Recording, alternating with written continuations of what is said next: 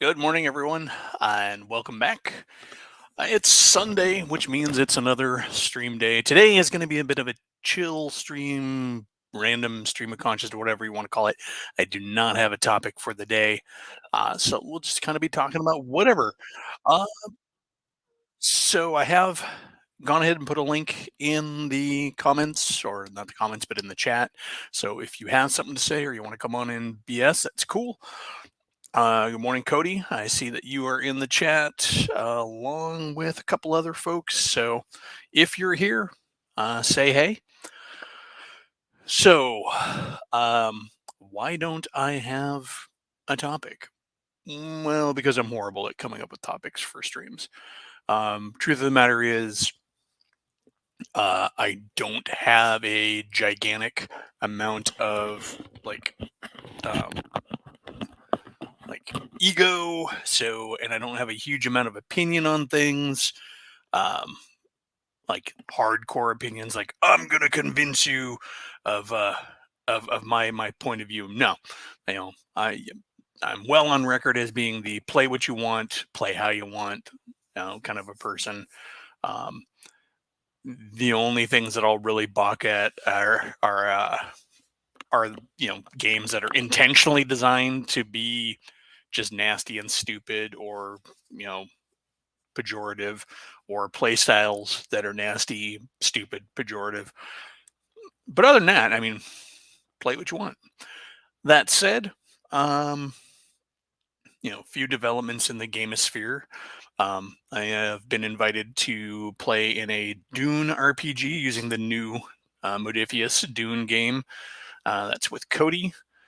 Still waiting for another session. No shame on you or shade to you, Cody, of his OSE game. It's just a matter of coordinating players.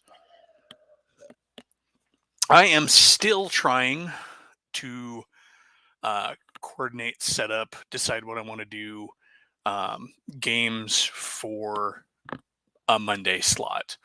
I have all the time in the world on Mondays. And I know that's a weird time frame to try and run a game because a lot of people are going to be at work. But I can't be the only person who has a weird work schedule that leaves them with weekdays available. So yeah, I mean, I could run a game early enough on the weekday to where we get some of the Europe folks in, East Coasters to be able to roll in easy enough. But yeah, real quick, gonna say good morning to RW Bishop and Dirty History and Hobbies. Uh, so thank you for coming in. I have my 5e game tonight. I mean, unless out of the blue we end up with people missing it again. I mean, that's the thing that keeps killing us is for whatever reason, folks can't make it. And where we're at in the game, I just can't do that. The type of game it is. I mean, if it was like an OSE game where it was sort of a drop in and play, it'd be a little different. That typical kind of open table style. But we're not doing that. We're doing a campaign that has developed a bit of a story. Hey, RPG Grandma is here. Good morning. Uh, welcome, welcome. So yeah, So I mean, things to talk about. Whatever. Honestly, I had a question, and I wanted to pose this to the community, or to the folks watching. Um, and I guess what I really would want to know is, uh, what RPG experience have you really wanted to play but haven't had a chance to do so? Now, not specifically a game style, although it could tie in directly to a game style, but what is that one kind of campaign or RPG that you have wanted to run that you just that's just eluded you? So throw it up in the comments here, and or the chat here, and we'll go ahead and I can talk to that maybe. But yeah, I think all of us have that game that we've always sort of wanted to play, but haven't been able to play. And part of this comes from the Dune game. I know the Dune game is one that Cody's really wanted to run slash play. Um, on a similar note, it's one that I have always considered sort of unattainable. It takes a lot of a high level of proficiency or just knowledge, I think, to run it effectively, or at least that was my thought. However, the way that Cody has gone about setting it up uh, really, I think, is the way to do it.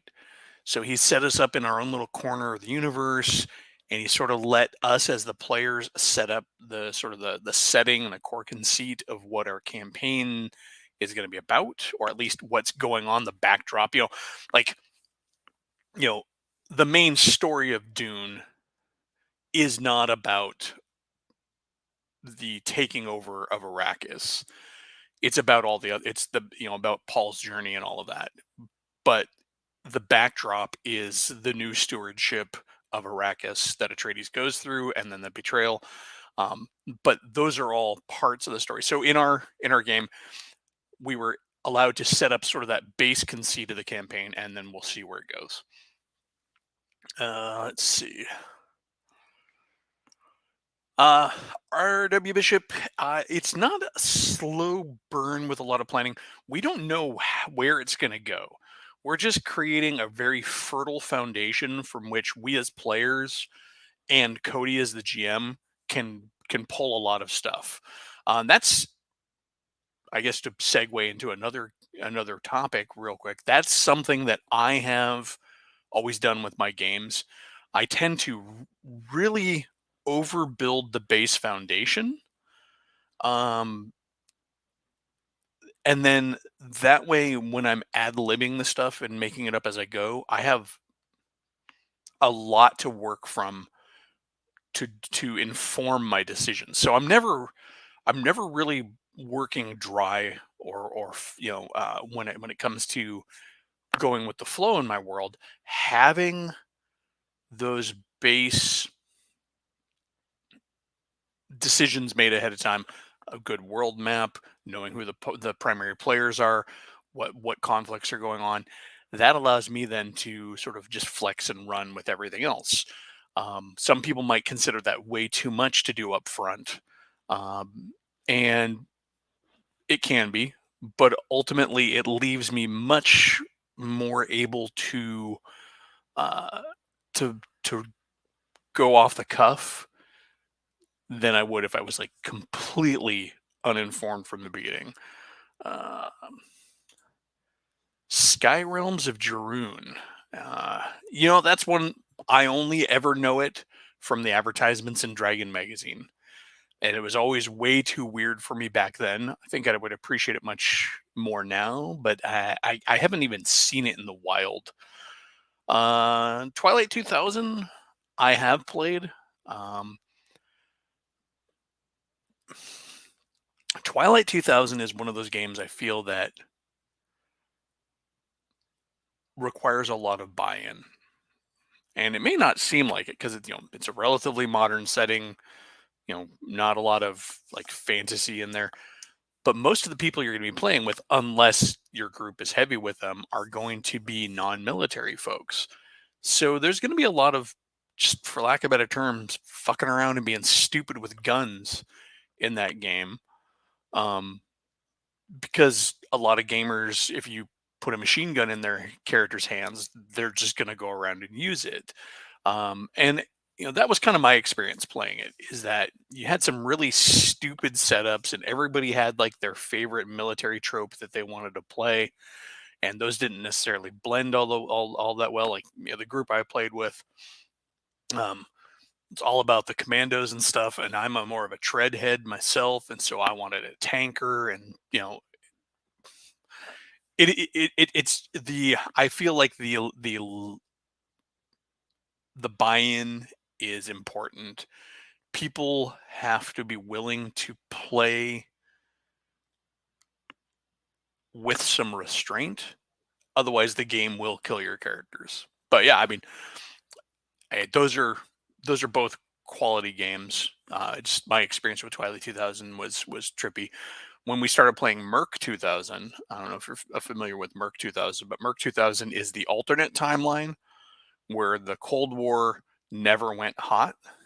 it just maintained a steady stream of covert operations. And so you played mercenaries who were hired by governments to do jobs. Uh, it's a very interesting alternative to the, you know, blown up, you know, post nuclear Europe that standard Twilight 2000 runs in.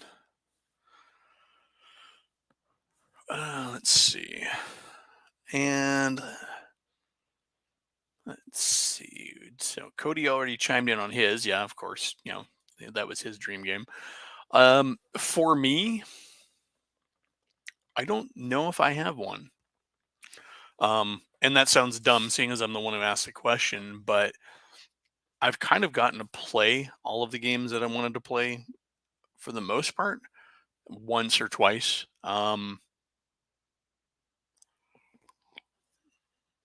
I think maybe the campaign that I would like to run that I haven't been able to run is Gamma World. And that's definitely a high contender for my Monday slot. Let's see. I don't believe there is. I know there was a bookcase game. I don't know if it was Navalon Hill or not, but it was in that bookcase format back in the day. So that's not an RPG. Um, there certainly was enough source material out there to make doing an RPG for it easy enough. There was the Atlas of Pern and some other source books that you could have picked up back in the day. I somehow doubt that they're still available on the primary market, and the secondary market prices are probably going to be insane. But I do not believe there was. There, however, were some computer games, at least one computer game I remember as a kid that was also set in that setting.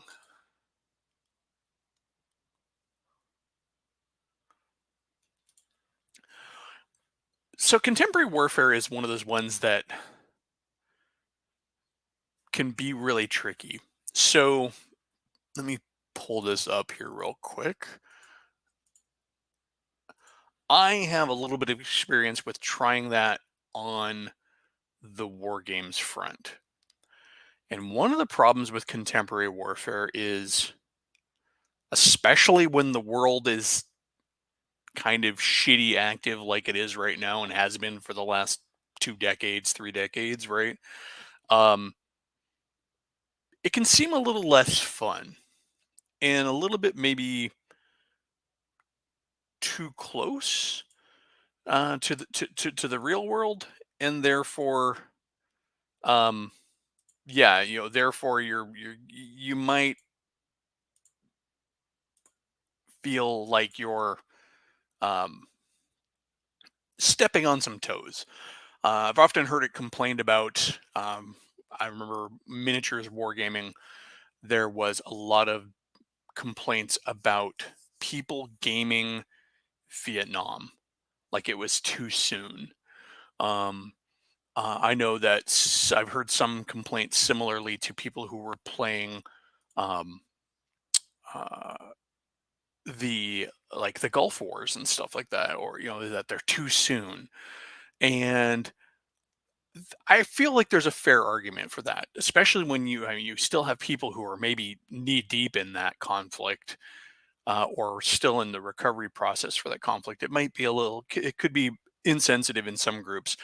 What you're seeing here on the screen is my old blog, Crisis in Alcovia. Alcovia was a um, fictional nation, a Balkan nation that I created for use in war games. I'm just going to scroll through randomly. I did this blog for the longest time using pictures of real war zones and stuff to kind of tell this narrative about this, some broken links like blogs tend to have nowadays if you didn't host the images locally. But yeah, and so this game actually ended up being more of a storytelling blog than a game. Um, Went on for a good long time until 2014.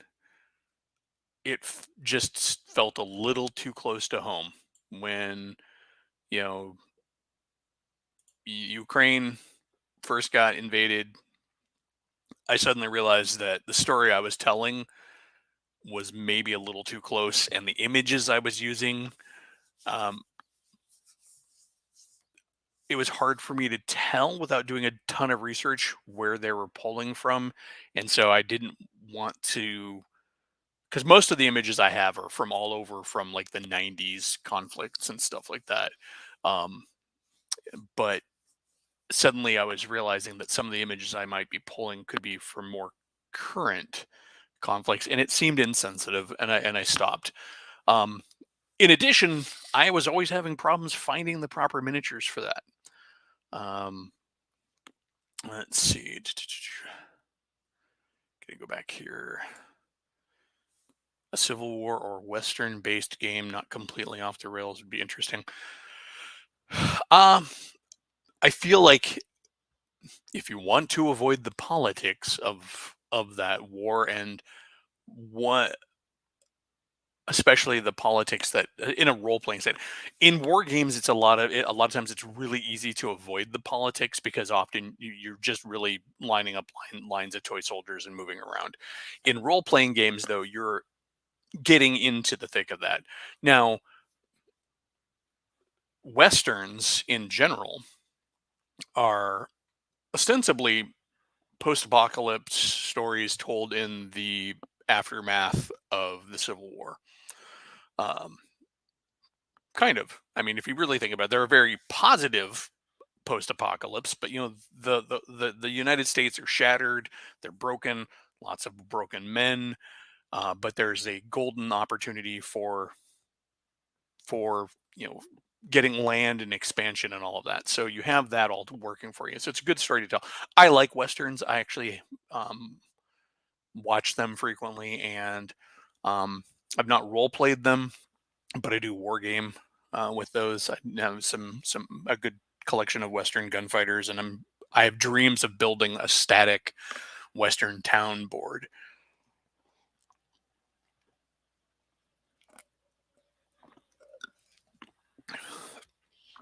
Excuse me, throat. There's a cold going around in my house. My wife has it worse than I do, but I'm sure it's only a matter of time. World War II is interesting as well. Um, I've gotten some dirty looks. People are stupid, but I've gotten some dirty looks because I play Germans in World War II. Somebody has to play the bad guy, and I happen to like the machinery that the Germans were using in World War II. Again, I mentioned I was a treadhead, and there are many more types of vehicles to enjoy on the German side of things than there are on the American and other allied sides of things. Unless you want to play all the allies and then you can collect a bunch of different tanks because British tanks are different than American tanks and all of that. But still, if you're collecting one army, a German army is a really good way to go because you've got all the different panzer types, all the different half track types, and everything in between. There are some of these coming out. We're actually seeing an insurgent, wouldn't say a resurgence, but a growth of Afrocentric RPGs that are kind of cool. There's a few Afrofuturism games. There's even a Native American sci-fi game called Coyote and something I can't remember, but yeah, it's a science fiction setting that looks at what if Native American society was never disrupted and was allowed to grow and continue into its own future. Kind of interesting. Um, uh,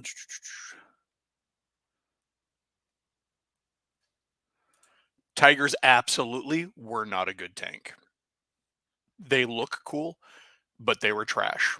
Tiger crews often worked ankle deep in fuel because they were such cruddy things. Not to mention German engineering sucked. I mean, we all hear about German engineering, but German engineering during World War II was problematic because two different factories producing the same tank by not machine their tank parts to the same tolerance. Um, don't get me started. They also did stupid things like both the Tiger and the Panther use 16-inch road wheels, but they use different numbers of lugs. One uses a 5 and one uses a 6 bolt lug.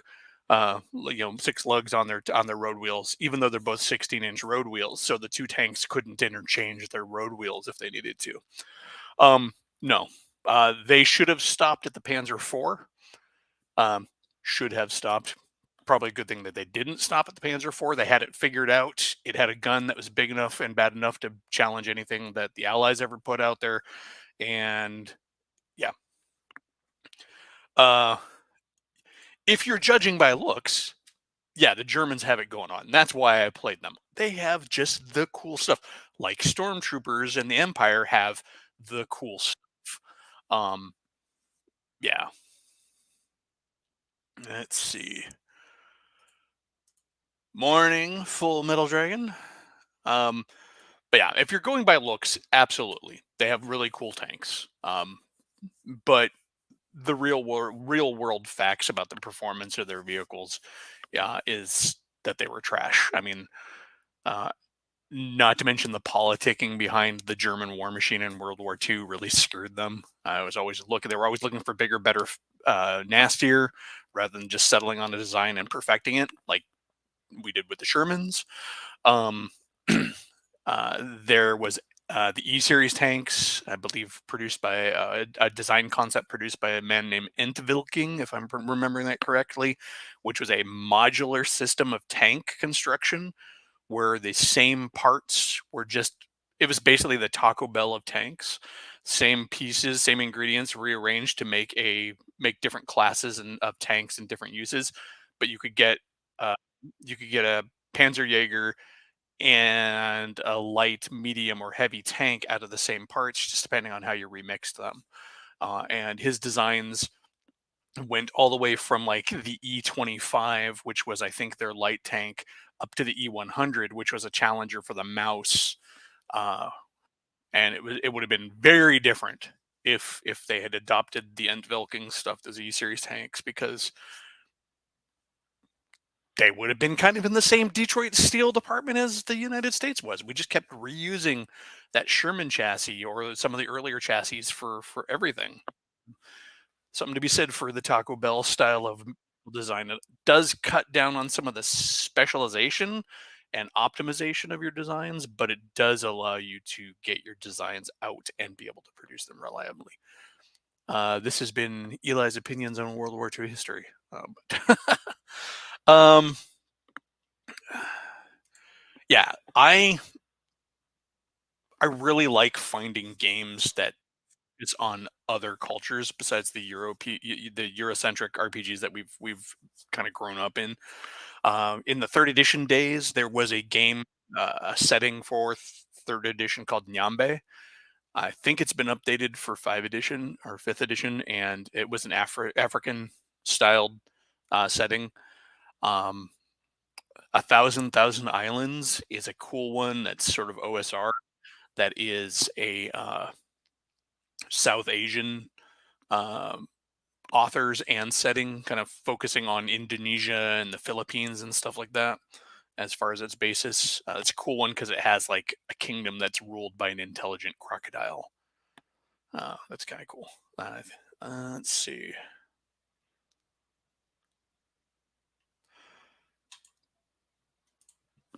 So, Axis and Allies, I have some fun stories about that. So I often played Germans. There's a joke in my gaming group that even when I don't want to play the Germans, I end up playing the Germans, like or the humans even. In sci-fi games, if there's a random draw, I'll somehow always end up pulling the human faction. But in Axis and Allies, I often played the Germans. I sometimes played the Russians, but when I could, I'd play the Germans because similar other people wanted to play the heroes. But they weren't playing because they wanted to play the heroes. They wanted to play the faction that kind of was geared to win.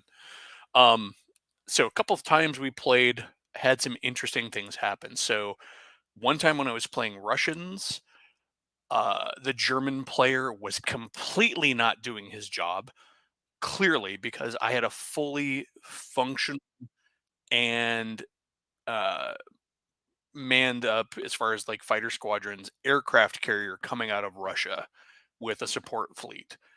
If the Russian player can get enough resources to do that, and not, then you absolutely know the German player is screwing up, because I managed to get that carrier down to Gibraltar. That carrier group managed to get through the North Sea and down to Gibraltar before the Germans could, before I ran into anything. One of the other fun times, uh,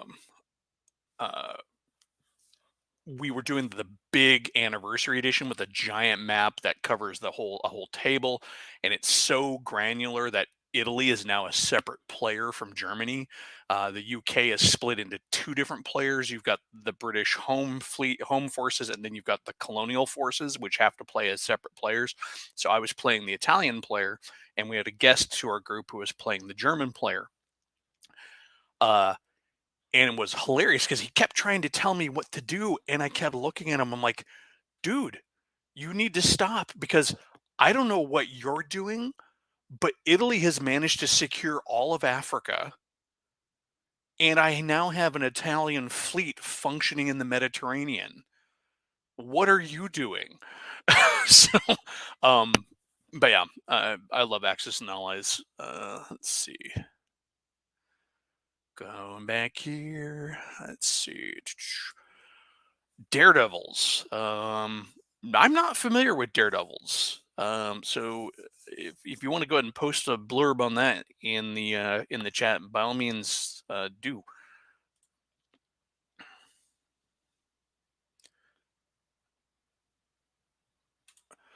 I would buy a Kevin Crawford game that is African based.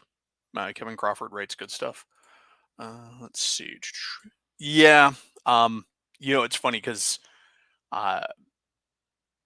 the only time I didn't do that is when I was playing Warhammer Fantasy Battle, and there is very clearly a German faction in there with the Empire, and I did not play.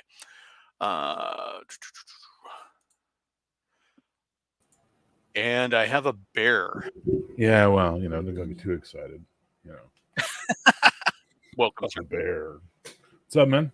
Oh, not a lot. Just chatting about chat, because I don't have a topic for today because I'm lazy and I don't have opinions.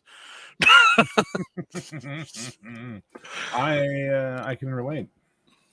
Yeah, it's just there's a reason why my YouTube channel died years ago and it's been revived, because I just got to a point where I'm like, do I really have anything to say?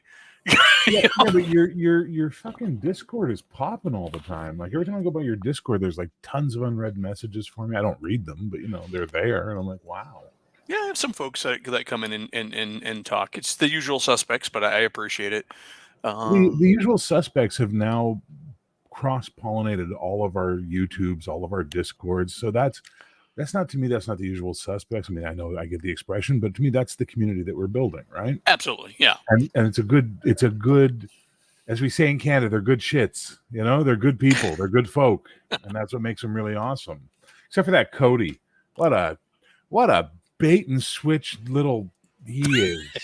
I can't believe I actually found an image of Dune versus Star Trek. Oh. I'm like, there's no way this is gonna come up. There's no way I'm gonna find anything. And sure enough, there's that comic image I posted with the sandworm attacking Spock. Yeah. There you go. I'm like, that's amazing. Sometimes the internet is a wonderful place. The internet provides. Let's see. It's fun to win playing the bad guys, or rather the side disadvantaged by the game sets of rules. Yeah, so World War II games are interesting because if they're written right, Germany does have a chance, or the Axis has a chance, I should say, for like World War II, if everything goes right for them and wrong for the Allies. Like in Axis and Allies, if you're using the research stuff, it's potentially possible for the Germans to get the nuke first, for them to get the atomic bomb first, and then if they've already researched V1 rockets, well, say goodbye to Britain. I had a history of World War II class when I was in what we call CEGEP here, which is like between high school and university. It's like a 3-year program we all go through. And man, Our professor loved playing the what if scenario with us. And every time, though, he would what if it so Germany could win. And finally, I was like, halfway through this semester, I'm like, dude, are you just like a closet Nazi? Like, what's going on with you? Why are you always trying to make Germany win World War II? No, I'm just saying they had the better military. I went, clearly they didn't because they lost. Yeah, there's a whole lot of reasons for that. Actually, the reason that they one of the biggest reasons they lost is because they had all the cool shit. They just Yeah. focused too much on the cool shit and not the reliable shit. And there's I that had whole, dreams of being a history teacher at one point. I wanted to yeah, teach a unit called Everything I Learned About War I Learned from the Germans, because we're still capitalizing on ideas that they came up with yeah, today.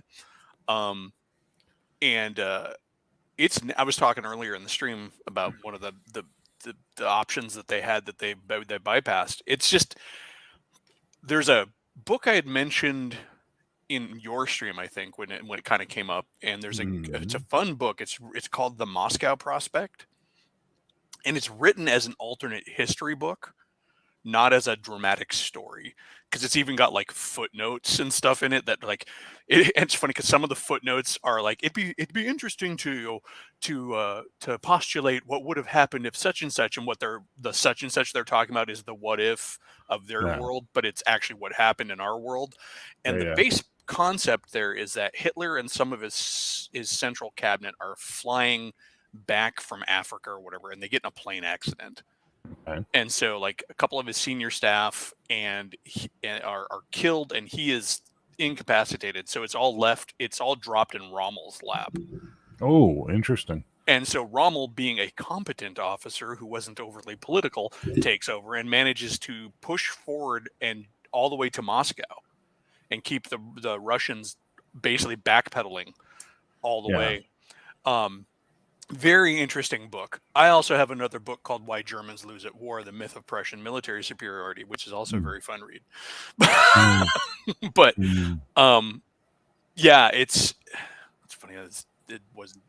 This is what happens when you have a chill stream with no topic. Yeah. Exactly. But listen, the debating what could have been in World War II is just that. It's blue sky thinking. It's Imagineering. Oh yeah. Reality played out the way reality played out for a number of reasons, not the least of which was German arrogance. Well, one of the major points that they put out in Why Germans Lose at War is that while they have a really competent officer corps, and there's no arguing German engineering and scientists and all of that, they don't have the resources to back any of their plays. No, they don't. And then they also make these big ball moves where you just kind of go, yeah, if you could do that like the blitz against someone smaller, you could do it against the bigger boy, you'd be amazing. Yeah, like if World War bigger boy. If World War II ended at like we're taking Poland, France, and Belgium, or Poland and Belgium, then they probably would have been able to just sit there, and the rest of the world would have been like, we can live with that. Yeah, exactly. But even then they France, rolled into they France. could have gotten away with, but they could even have gotten away with like the south of France at some point. But it's when they went and fuck you, Russia at the same time. It was like, oh, you idiots, And then of course they started playing with Wunderwaffen, and because I was reading, I had this book, and I think I made the cardinal sin of lending it to somebody because I don't have it anymore. And it was all on what everybody in the war, not just the Germans, had as far as like the tech that they were developing.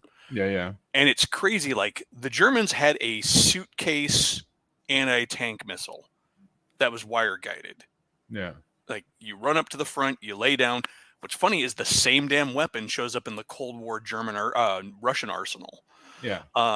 There's an instance of a ship being taken out by a suicide plane, which later on was declassified as an anti-shipping guided missile. Okay. It was a big ass missile, so it looked like one of their parasite planes. But also they had infrared. I mean, the Germans were playing with infrared. It was passive. They weren't, or I should say, it was active. They had to have the infrared spotlights, and then and it was also the ones that were on their infantry were giving them cancer. But, but they kept playing with that stuff instead of just focusing on Detroit steel that could get them through the war. No, it's 100%. I think the combination of slave labor and Wunderwaffen was no match for raw capitalist industrialism. Yeah, well, and I even mentioned it earlier in this stream too. There was a couple of issues, just German engineering.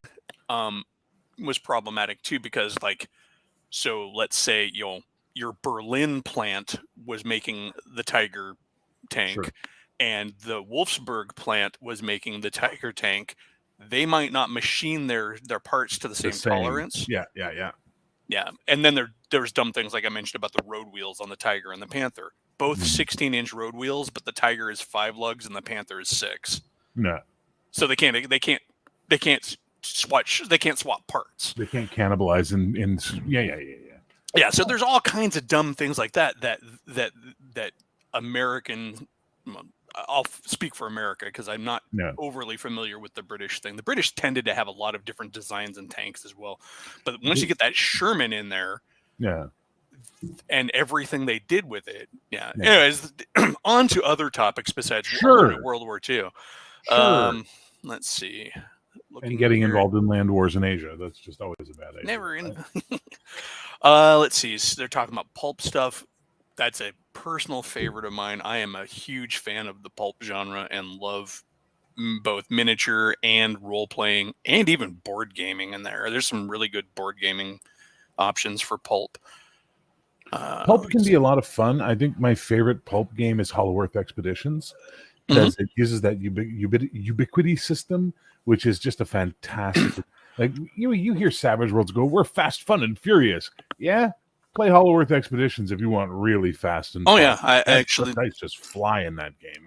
I've mentioned the GameStorm convention a couple times in streams, and at one GameStorm, the creators of that game were there. Oh, nice! And I got to play a game with them and bought a book off them. Then only to find out that they lived like one town away from me in Washington. And I'm like, can I come play with you? That never happened. But well, it's like the guys Catalyst, the guys who do BattleTech, were in Lake Stevens, literally like next door to where I grew up.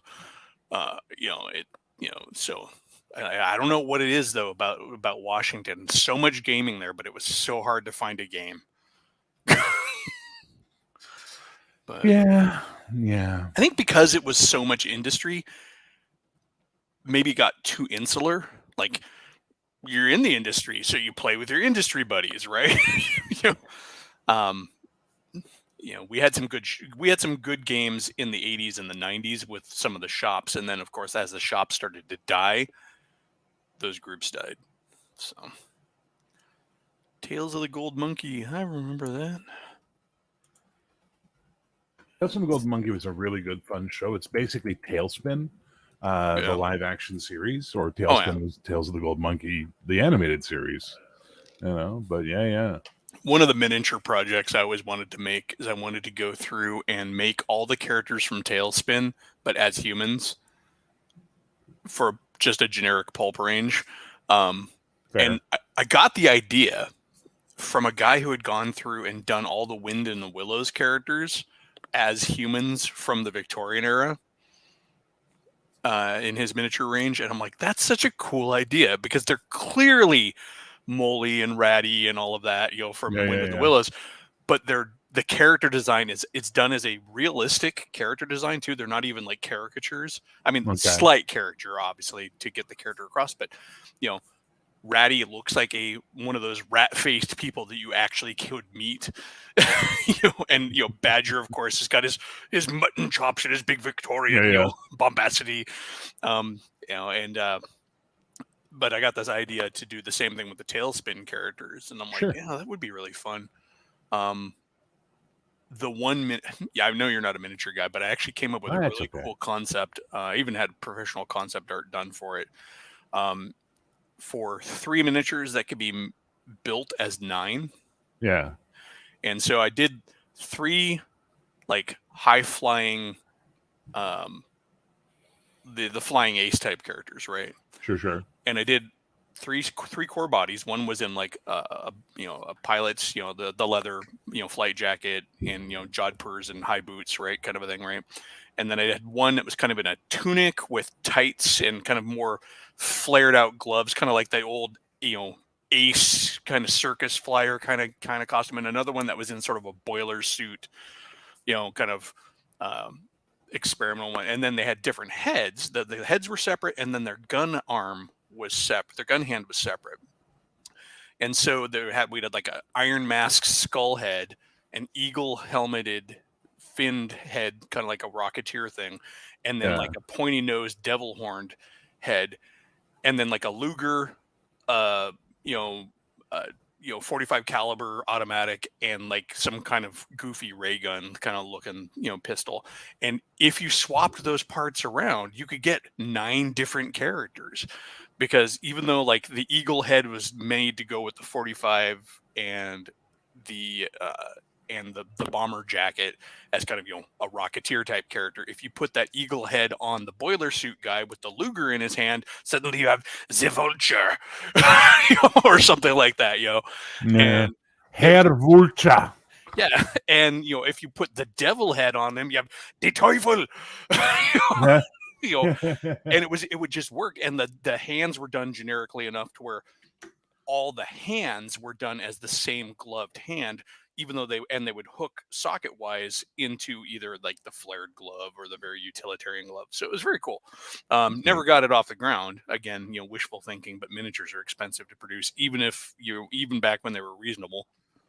Did you see Nerd Hungar miniature she made? No. It's insane, dude. She made a Hungar the Starvarian miniature. She got a video up on her channel. It's insane. What channel was that? A Nerd's Nerd, one word. I'm not familiar with the channel. I'll have to check it out. Yeah, she does the really neat little intro for it and stuff like that. It's really fun, man. Like, it's really, really fun. Hey, Brian, welcome. I will have to check that out. Brian, the link's at the top of the chat. I wasn't invited either. I just kicked the door in and said, I'm here. Yeah, I mean, anybody of you, come on in if you want. That's why I posted the top of the chat. If you want, maybe throw it up again just for the laters. Yeah. So I did it again, dude. You already told me. You said play what makes you happy, right? Yeah. So I sat down today to work on all this OSE stuff and get the character classes I need to represent their characters. Got really angry at it. Told it to F off twice. Sat back, went through my notes, and realized I already did all this for Pathfinder Beginner Box. What the hell's wrong with me? Why am I reinventing the wheel again? I hate my brain. I kick myself constantly for abandoning my high school campaign world for D&D. Because we had this giant developed. Good Lord, I have 15 people watching. 16 now. What the? Woohoo! Hey, that's an all-time high for me. Nice. Welcome everybody. If I missed your names, Cal Vanoni. That's Squirrel Hermit, my personal hero right now. What's up, Squirrel? Squirrel Hermit. Hello, sir.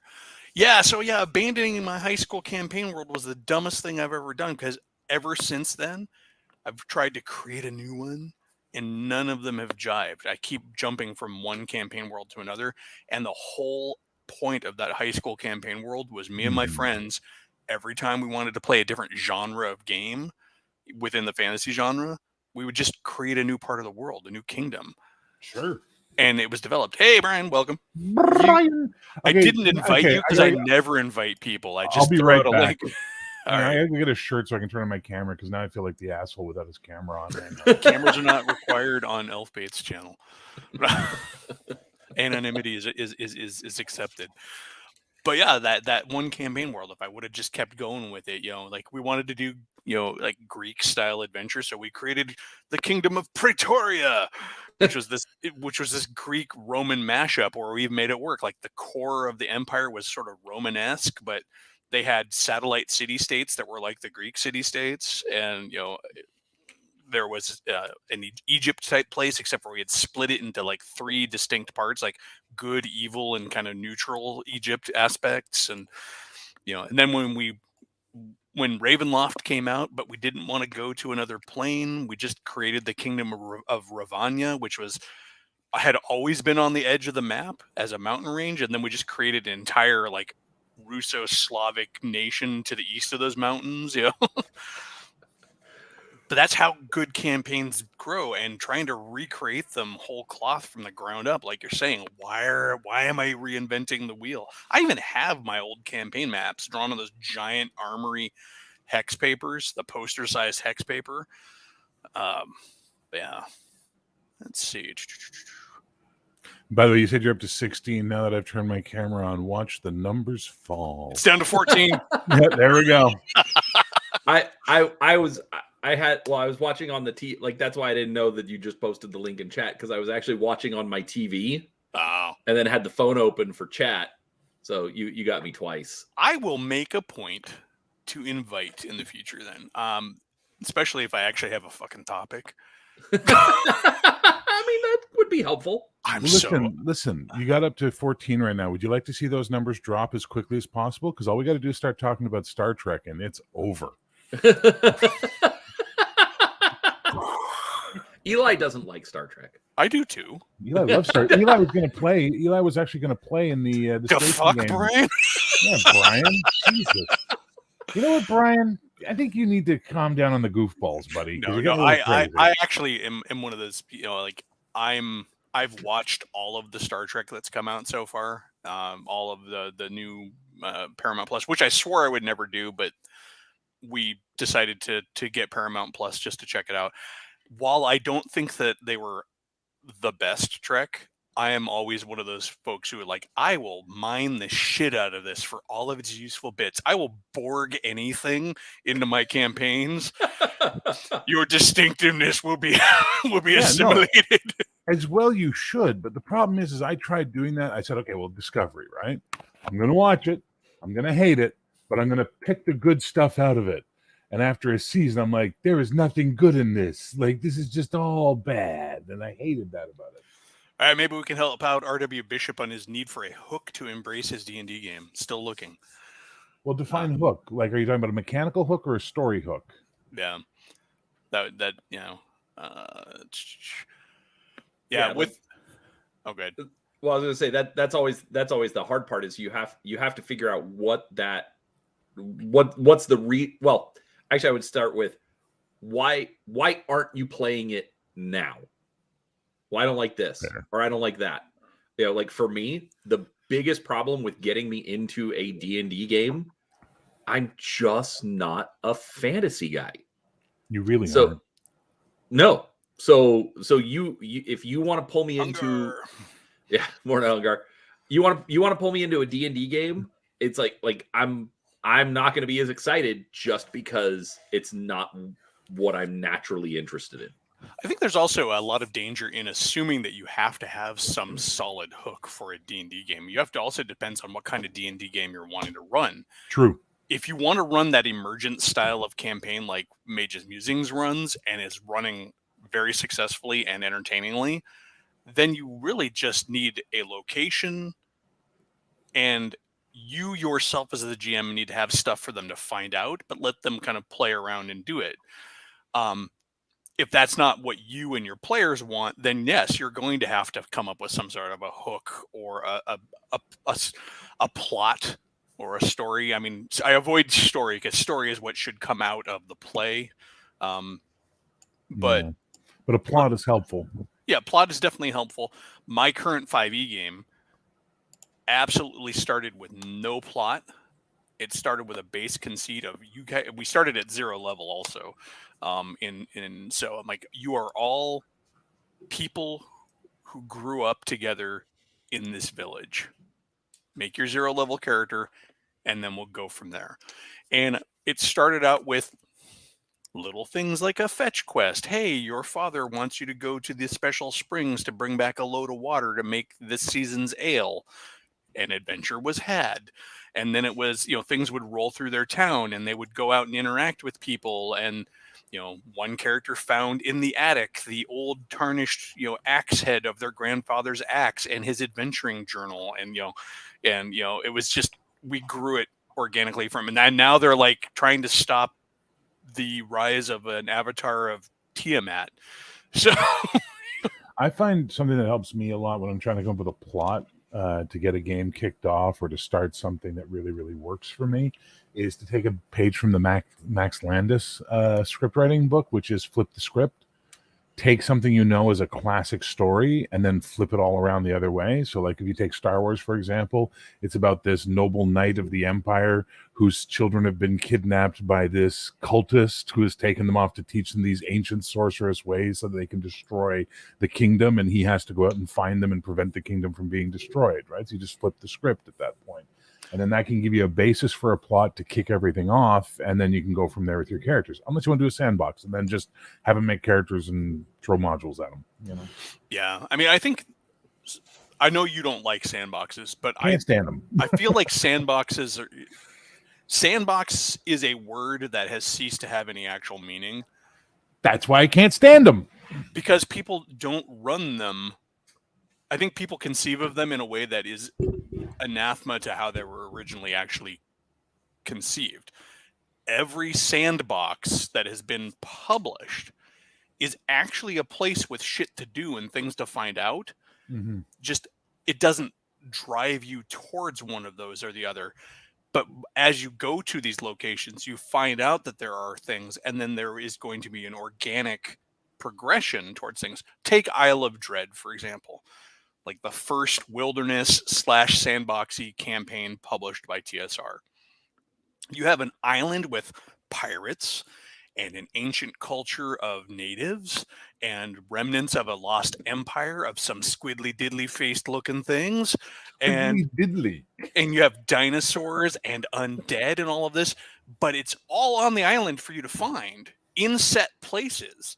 And as you explore it, you figure things out. However, it is not predetermined what that path is going to look like, but it has the necessary elements to turn it into a campaign with focus and direction. And that's where I think most people who talk about sandboxes fail. They just want to have a world that's just like random stuff out there.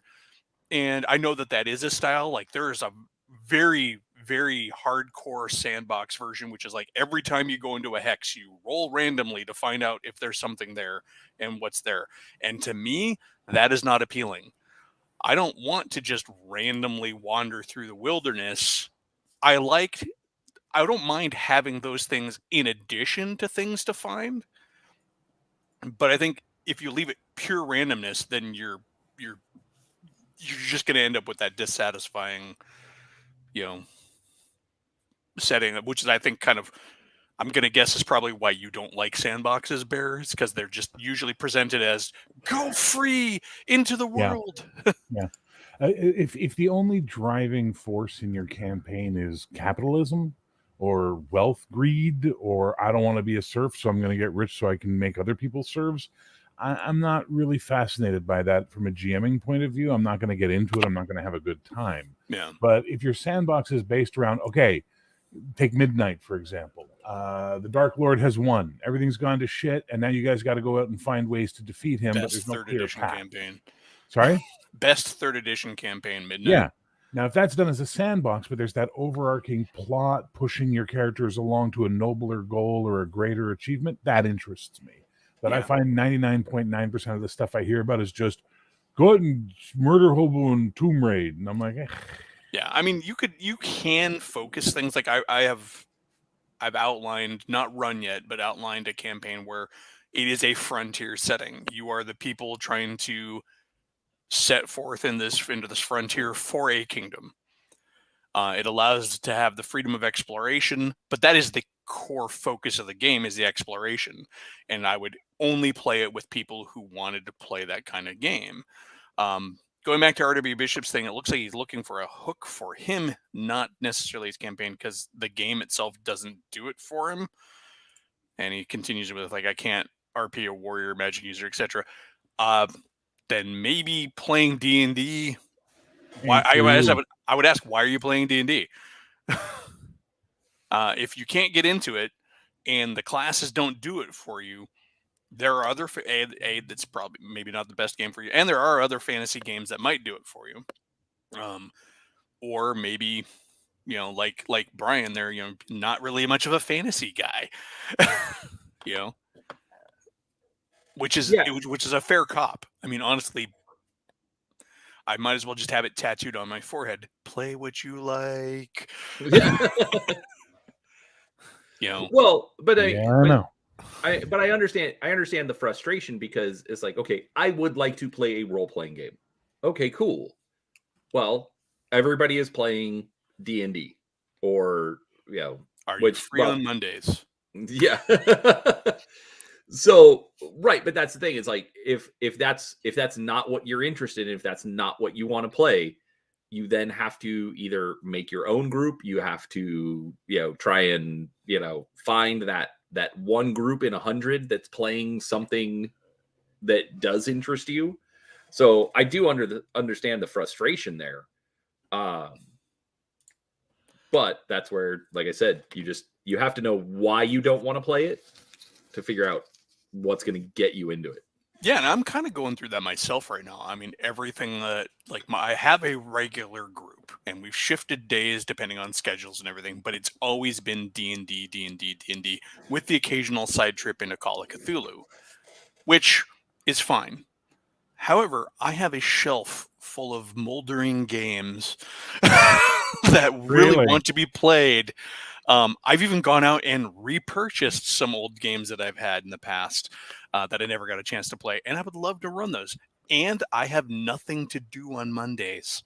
So I'm like, I'm going to put up a Monday slot because I can't be the only fucker who doesn't have, who gets stuck with a weird work schedule and, doesn't work Mondays. But at that point, at your store, at your home, or online? It's going to be online because I don't have a store. Well, I have stores, but I've not interfaced with my local gaming community yet within a year of living here. So, which is all on me. It's just me like, you people. That and the local stores suffer from what every local store does nowadays, and that's that they're all Warhammer Magic 5e. They have other stuff going on, but those are on days I have to work. And I work a weird schedule. So R.W. Bishop says, find another hobby. Boy, I've heard that before. But no one's saying you should find another hobby. We're just saying if fantasy or D&D isn't for you, what is? What other games have you played that you've enjoyed? Or is it you're just not able to get into any role-playing game? Like, more detail helps. Yeah, whole find it. We're not saying find another hobby. We're just saying that. So, like RPGs, it's like saying food, right? Yeah. I mean, literally, like, you don't like hot dogs, then don't eat hot dogs. Try pizza or Chinese. Or, if you like spicy stuff, try Indian food or Mexican, real Mexican. So there are so many RPGs out there, and even down to, again, I'll go back to D&D may not do it for you.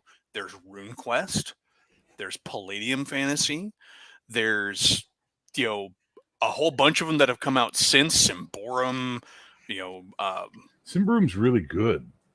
Yeah, and the thing is, one of those might do it for you because maybe the classes or even how the classes are presented. D&D wizards are a very particular flavor, Vancian magic, of wizard. If you don't like Vancian magic wizards, go play something else. Yeah. Because, you may not like hot dogs, but you might like brats. I do. Yeah, I know. I don't like hot dogs. Like, I do like hot dogs, but not often because I like a good I can eat it, but I'm not looking for it. We have something in Quebec. It's called a steamy. Okay, and what it is it's like your regular. That sounds like something you find on the street corner. Well, they don't, because they're not allowed to have street corner food here in Canada, in Quebec, only in the other provinces. But it's basically steamed buns and steamed hot dogs, the little ones that you buy at the store, right? Yeah. And you go buy like 5 of them for like $4 or whatever, and they lay them out and you eat them, and they're really great at 3 a.m. when you're drunk as fuck. Yeah, they're really good. Seattle had its own signature dog. When I got to Vancouver, the first day in Vancouver, we're going to the SkyTrain to go do something, and I see this cart selling hot dogs called Mr. Tube Steak. Now, I don't know about you, but back here, tube steak meant something very specifically, and it was part of the Rainbow Coalition, as it were. So I saw that, and I just start laughing like a maniac. And my West Coast friend's like, "Why are you laughing?" I went, "Because that means cock." Tube steak means cock. And he's like, "No." And then I had one, and it was the first time I ever had what you guys, I guess, would call a ballpark Frank style thing, like that big hot dog that's cooked on a grill and all that. Yeah. Holy moly. Yeah, in Seattle, one of the best things to do is like down in Pioneer Square where all the clubs are and stuff like that. If you're down there waiting for a show, there's a cart out there it's got brats and buns and all these toppings, and you just sit out there in the freezing cold waiting to get into the fucking club to see the band you want to see, scarfing like 2 of these just to keep warm. Yeah, in those frigid Seattle winters. Well, it is on the waterfront, so. Oh, no. That's one thing I can say about living in the Pacific Northwest. While you don't freeze, that damp gets in your bones. You get the damp and then the wind coming off the water in Seattle. Yeah. And I used to work a night patrol security downtown on the waterfront. And in the winter, that fucking sucked. I'm out there in my patrol jacket, like freezing my ass off, like doing everything I could to not have to go outside. See, that's funny. While I was doing security in Vancouver, it's Christmas Eve. I'm doing an apartment complex, condo complex.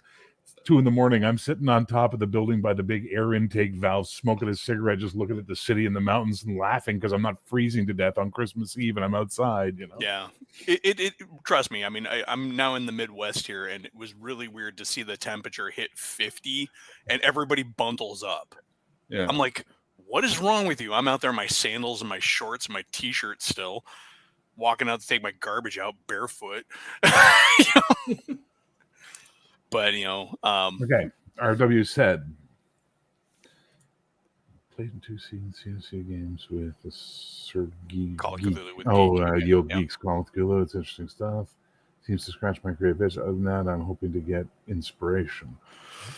So it sounds like maybe you gravitate more towards horror or modern. Although I don't know which of Geeks Call of Cthulhu games he played in, because he did run one that was in the French Revolution. But yeah, it's actually it's one of the published campaigns. It's pretty cool. And it's also the only accent he can do, so that works out well. But again, there are also different flavors of horror. I guess Vaesen is a really good one. The new one that's Nordic folk horror. Oh, Vaesen, yeah. Vaesen is beautiful.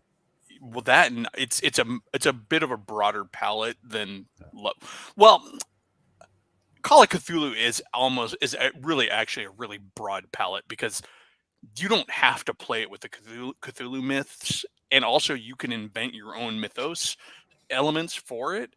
Yeah, because that's what all those authors did anyways. They were always adding to the palette. King in Yellow. I mean, just add whatever you want. So if horror is your vibe or modern's your vibe, again, those games are out there. They're waiting for you. There isn't a genre that hasn't been published yet, I don't think. Especially nowadays. Yeah, and what I would suggest, I mean, if somebody doesn't have a problem with getting their stuff on PDF, Bundle of Holding, just go check that out. You're looking usually about $20 to $30 to get like a dozen things, and it's changing up all the time. Maybe something sci-fi is going to interest you. Maybe it's going to be a Call of Cthulhu kind of thing, or just something completely random and off the wall, and maybe that's going to spark that itch for you. Oh yeah, that's awesome advice there, because I mean, and we also live at a time when indie publishing is at an all-time high, so you can find very niche, very different flavors of whatever genre you're looking for. It sounds like you want to play fantasy and you want to like fantasy, and that's cool. Just then find the fantasy you like. Lots of we have nothing but choice these days. There's one called that'll eventually come out called Broadsword. Bastard Sword. Bastard Sword. weren't you originally going to call it Broadsword or something like that? No, never. Nope. Fine, I misquoted it. I biffed the joke. Yeah, Sorry. You did. Yeah. Brian, look, leave the alluding to Bastard Sword jokes to Brian. He does them very well. He wasn't stepping up to the plate. Look, it's not been released yet. So yeah, we're trying to get the guy playing now. No, you can go get the pre-beta up on Drive-Thru RPG if you like. Pay what you want, pay $0 and take it. Whatever. No. I think there's nothing but choice for any genre, flavor, or style you want. There's tons of it out there. You can go get whatever you need. If you like D&D but you don't like 5e, man, there's like 80,000 clones. Oh yeah. And as someone said last night on my stream, how many more D&D clones do we need? 6. Apparently, we need 6 more as the number, and then we'll be done with making D&D clones. What happens then? Does it all just disappear and implode? You know? 6th edition comes Do out. we reach the heat death of the D&D hobby? No, Oh, it's 6 more. But the thing is that once one is completed, there's a gap, so it then opens up a new slot for 6 more. Is it like it's Schrodinger's game, basically? Yeah, right. Like they kill each other, and finally there'll be one, and he gets to rule it all. Ooh, let them fight. But no, I don't want you to think. I'm going to directly address you, R.W. Bishop, that we're making light of your situation. And you know that it really, I understand it. Yeah. I understand the frustration of trying to find a game that really sings to you when everybody else plays. That's kind of what I was alluding to before. No, my Monday slot is going to be anything but D&D. Because I have Star Frontiers, Gamma World, Justifiers, a bunch of sci-fi stuff that I'd like. What's that? You said you want to run Star Trek? What? I can cancel a game on Monday nights to play Star Trek. Star Frontiers. I heard Star Trek. I'm sorry, that's all I heard. You wouldn't want me running Star Trek, and why? Because I'd probably not run it up to your standards. No, everyone needs to. Cody did this to me. Stop thinking I'm some sort of like you can't run it as well. You literally said you put it up on a pedestal. I put Star Trek up on a pedestal of sci-fi properties. But I will play any Star All right, Trek. so we're doing Star Trek, the animated series, the RPG. Okay, I get to move slowly and turn, and only my eyes move and my lips. I love it. That's a great idea. There we go. No. There's actually a lot of, again, mine it for what you want. I will give some props to the producers of Lower Decks. They threw a Zinti in there. They threw one of the Zinti in there from the anime, because the only time they've ever appeared on screen is in the animated series. Yeah, the slaver weapon. Yeah, the Larry Niven gets a chance to write an episode of the animated series. I'm going to put my Zinti in there. I'm going to shove my shit in it. It's like, hey, which is hilarious because, of course, they were one of the prime races in Starfleet battles. Yeah. This is the one I always played just because I wasn't all that great at the game, and I loved the ability to just chuck drones out into the battlefield and let them fly themselves. Because drones track. All I had to do is shoot a bunch of drones into the universe and just let them follow the enemies, and I could just stay away. But no, yeah. I mean, Star Trek is one of those ones that I constantly find myself writing little notes for scenarios and stuff. No. Because it is one of my favorite universes. It's a heavily themed universe that does a lot. Unlike Star Wars, which is, I feel like, vaguely themed, and you can do a lot in it. Because Star Wars doesn't have a lot of ideals, right? No. And as time goes by, even in the days of the expanded universe, what ideals it did have were constantly getting eroded. Like the definition of a Jedi. What is a Jedi? What the fuck is a Jedi anymore? That's not even a new Star Wars thing. Old expanded universe or new expanded universe? Old expanded universe, because even back then they were starting to get into the, what does it mean to be? I'd say it's even more vague now. Oh yeah, I mean, there's no arguing that. I was just pointing out that that's not a new thing that you can pin on Disney, because for every good bit of the old expanded universe, there were 10 pieces of shit. Yes, Tales from the Cantina being a perfect example of that overwritten bullshit. I grew up reading the Marvel comics, and while those were amazingly fun, there was a lot of dreck in there. Oh fuck yeah! But then there was stuff like Baron Tagi, which was like amazing, and Jackson. Give me a series give me a new cartoon series set in the Star Wars universe that's all about Han and his gang. Yeah. That would be a great. You could so sell that to kids too. Like if you wanted to cheese it up, you can make, because it's goofy as fuck. It's true. Also, the Marvel comics are responsible for my favorite Mandalorian super commando, Fen Shaisha. Fen Shaisha, yeah, love Fen Shaisha. And Joby Dalla. Fen Shaisha. Well, I'm just saying that their arc about Mandalore was like what everybody based Mandalorians on for the longest time in RPGs and stuff. Until regular Lucasfilm fucked it up and made them weird. and then brought it back around finally with the Filoni stuff to make them kind of cool again, you know? Yeah, but yeah, the whole. I mean, I also remember the story where Leia runs into the one stormtrooper who's got the chunk of Alderaan hanging around his neck on a chain, and turns out, he was an Alderaanian who was already in the Empire when they blew up Alderaan. Yeah, they've done that story a couple of times in the new comics. They did that as well, where she meets a guy who's trading Alderaanian artifacts, and he was an Imperial officer who now patrols the wastes of Alderaan, his homeworld, looking for anything that survived to get it out for people. Yeah, and even some of the goofier elements ended up being kind of cool, like the Hoojibs. The telepathic rabbits that eat energy. I like the Zeltrons, man. The whole idea of we want green Orions. Let's make them red. Well, it was hilarious is the Zeltrons were hornier than any Orion ever was, though. Oh my God, they're hitting on R2-D2 and C-3PO. Yeah. And then Princess Leia ended up with the two dudes who were her bodyguards. I also remember the Ewok delegation to the New Republic after they beat the Empire.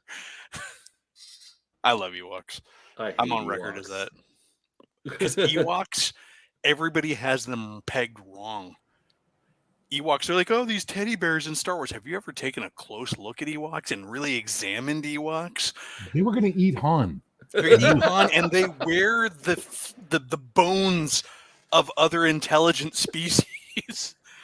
And if you really close up on an Ewok's face, they're not cute. They have dead little shark eyes and pinched little faces. Oh no, they're like Pekingese gone crazy. You know what I mean? I think it was before Marvel took over, maybe early in Marvel Star Wars. Could be Dark Horse. When they did the story of the stormtrooper who wanders out of the Endor forests, take me into custody, please. And they're like, what the hell? And he starts talking about we were in our bunker and those drums constantly day in and day out, and then we go on patrol and guys would disappear, and we would find him, and it shows this picture of a helmet with flesh hanging out of the bottom all on a spike, and and then we came upon him. It was like they were trying to consume his soul. And you find out that the reason that the Ewok arrows were actually so effective against the stormtroopers is that they're covered in neurotoxins. So many of those stormtroopers just died choking to death as their respiratory system stopped working. Endor, the Vietnam of the Empire. Although I gotta say, I went back and rewatched the Battle of Endor, and everyone wants to give a shit, how are the arrows taking out the stormtroopers? And I really looked, and they made a good if you stop the frames, the only arrows that are actually sticking are where they hit them in the soft spots. Yep. And so I never had that argument because people go, yeah, fucking bunch of teddy bears took out the Empire. I went, do you understand the Force? Asymmetric warfare is a badass thing anyway. But even that, just in Star Wars, the Force is clearly on the side of the Ewoks in this battle because it's against Palpatine's evil. Look how the minute Palpatine dies, the Empire goes to shit, right? Yeah. Behind the scenes, Lucas had said that was because he was using the dark side the whole thing to coordinate everybody into this elite fighting force, and then once that was gone, they just turned into whoa, you know. Yeah. But no, a bunch of teddy bears. Hey, you fucking shut up. Well, that and it's funny if you follow through some of the the Ewok movies, which are cheesy as hell, but they do provide some context. Why do they have giant log traps that were able to kill ATSTs? And I'm like, because they have Goraxes. They have giants on Endor. And they live in an ecosystem where a giant, horrible pterodactyl dragon thing is going to fly down and snatch you up and carry you away. And there's a talking mountain. That's right. Sad. What the fuck? But I haven't watched those movies in a long time. Endor is nightmare fuel, man. They got little fairies that'll light your ass on fire. The Weasties. But no, I do have a campaign outlined for all Ewoks on pre-Empire Endor. But I realized that it's going to take a very specialized group of players, and it's pretty much going to be a fantasy RPG just with Ewoks, because it'll play exactly like a fantasy RPG if you think about it, because there's not going to be any tech unless they encounter it. And then that's magic. Yeah. But let's see. I have lofty goals for RPGs. Well, you may just be right there getting in a case of being your own worst enemy then. Because, speaking from experience, it's when I have lofty goals for my games that I feel that I end up experiencing the greatest sense of misery in my games. When my standards are held so high. At Full Metal Dragon's comment, a lot of stormtroopers never made it out of the Forest of Endor. All I can hear in the background is Sarah McLachlan. Like this is some commercial that's playing on the Hollow In Net. the arms of the angel. Exactly. It's like a lot of stormtroopers never made it out of the Forests of Endor, but their families need your help. I can't remember his name, unfortunately. I'll have to post it in the notes. There's an artist out there who posts to the Star Wars Legion 3D printing community. He is an artist who is not employed by anybody at Lucasfilm or anything, but just loves doing scenes of Star Wars. And he's done this amazing series of paintings. We're not just talking about pen and ink; they're full-on paintings that just show day in the life of the Imperials. It's like a bunch of stormtroopers sitting there all burnt out and bivouac, like you would see soldiers in Iraq. They're looking at magazines and stuff like that, or a simple picture of a search and rescue operation being done in deep water from AT-ATs. They're waiting through the deep water looking for a downed TIE pilot and stuff like that. Yeah. There's one. They actually showed Imperial storm medics, medic stormtroopers, and those were so well received, and the 3D modeling community asked if they could make them, and so there's a couple of the 3D designers who actually made those. It was really cool. I mean, it's just these little weird things. I keep asking him, can you do some ones for the rebels or non-stormtroopers, because honestly, we don't need to humanize the bad guys too much. No. But no, there's some fun stuff like the stormtroopers wading through chest deep water, doing the whole Vietnam thing where they get their guns above their head and stuff like that. But just really great paintings. There's one of a bunch of guys behind a wall, just kind of eating and getting talked to by the officer, and then the very background, standing on the front line wall, you just see the silhouette of Vader in his cape. You don't know who this guy is by any chance? Let me see if I can find it. I want to see this stuff, man. I will do a quick search. I don't know. I'm just against the Ewoks. Just found it. Wookiees would have looked cooler. You did? Cool. Found it. Hang on, I'll share my screen and you can share it to everybody else if you want. Cool. There you go. Yes, this guy. Just amazing work. And it's, like I said, it's just downtime and day in the life. But the cool thing, one of the things that I really appreciate about him too is he doesn't just regurgitate existing Star Wars. He adds to it. Look at this. We got some shiz in here. The race that Thrawn is, I think. Are we calling them shiz? I thought we were calling them chiz, but either one sounds bad. Yeah. I found out recently that Lucas changed the name of the jazz that they play. Because remember, it used to be Jizz Whalers. Jizz Whalers. He now calls it Jats because of all the jokes. All the jizz jokes. Yeah. I love this one. That whole thing in the background with that weird Scout Walker powering up or something. I love that.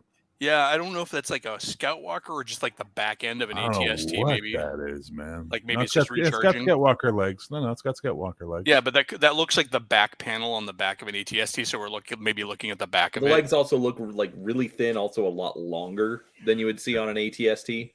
Well, okay, you know what? The idea could be that there's something other than an ATST. Yeah. An ATT, Here's that one with Vader that I was talking about, where you see him on the wall back there. Vader on the wall. Yeah. Oh, that's cool.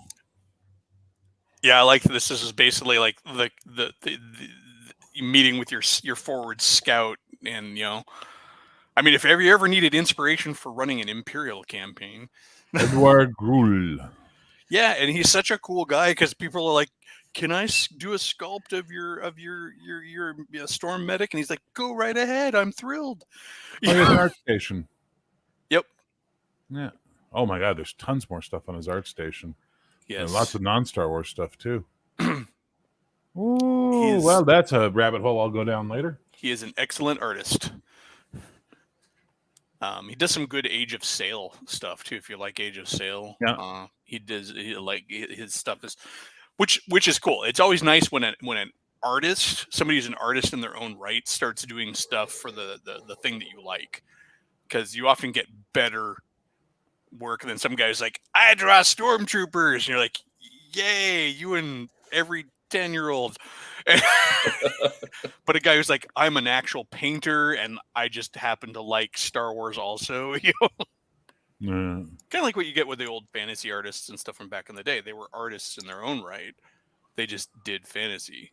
Well, it's one of the problems we have with a lot of so-called artists in the last 20 years or so, is that they've never bothered to, because they've been taught you can do what you want and it's Jackson Pollock level, whatever, it's art. They never went and got classically trained. So as a result, they don't have that skill set when they go into the weird stuff, where the guys who knows how to do the weird stuff that are classically trained, it just looks even better because they understand so many concepts, I do get kind of fed up with the whole diatribe that I see about, like, oh, look, these guys are painting over, other images or outlines. I'm like, do you realize that, like, Boris Vallejo would take photos of models and then trace around them for the poses and then paint that way? Yeah, and nobody balks at his quality. I also find myself getting into the same argument over art, modern digital art, that I did with people over digital music back in the day. Oh, it's not real music because you didn't have to learn how to play an instrument. I'm like, you do it. Yeah, exactly. Well, but I mean, but also that same argument is running around with AI art now. It's a different animal. Well, it is and it isn't. And we can be the angry French throwing our wooden shoes at the machine all we like. It's not going to go away. Well, I don't think it's going to go away. And it does actually have some good applications that. Well, have you guys heard of Shadiversity? Yeah. Okay. So Shad Brooks is basically, like, he's been putting out videos. Like, here is the 4-hour process of, here's the sketch that I started, that I made, like a hand-drawn sketch. And then here is the process where I would use AI, I would use Photoshop, I would use like 10 different tools to go from this sketch that I made that it's not so great, but I can make it look awesome by using the AI tools. And then there's this other guy that's literally just fighting with him, is like, you're not an artist. And see, the thing is, like, I don't have a problem with what he did. Where the danger is, I guess, is that corporations are just going to puke out art using AI rather than hiring artists. And they can only do that to an extent. I mean, you can't get quality out of current AI. But, yes or no? I mean, the problem with AI is that you can't get exactly what you want. Right? Yeah. That's where we're at right now. That's only a matter of time. That's just time. Exactly. That's like 3D printing was 10 years ago. It's going to just be time and money that's going to get there. I mean, I know that I'm just waiting for the day where my job, I'm hoping I will be out of my job naturally by the time they decide that, 3 chimps or an AI can do my work. 3 chimps and an AI was one of my garage bands, and they're really good. Because, I mean, my job is analyzing patterns and adjusting for basically the description of what my job is exception management. Yeah. Because we already have an automated system that does supposedly 80% of my job. And the rest of it is for me, the human, to do. Yeah. Now, where I do, the area I cover doesn't work under their automated system. So that particular metric on my stuff is always fucked. And I keep telling them, like, great, you gave me an area where I'm never going to succeed.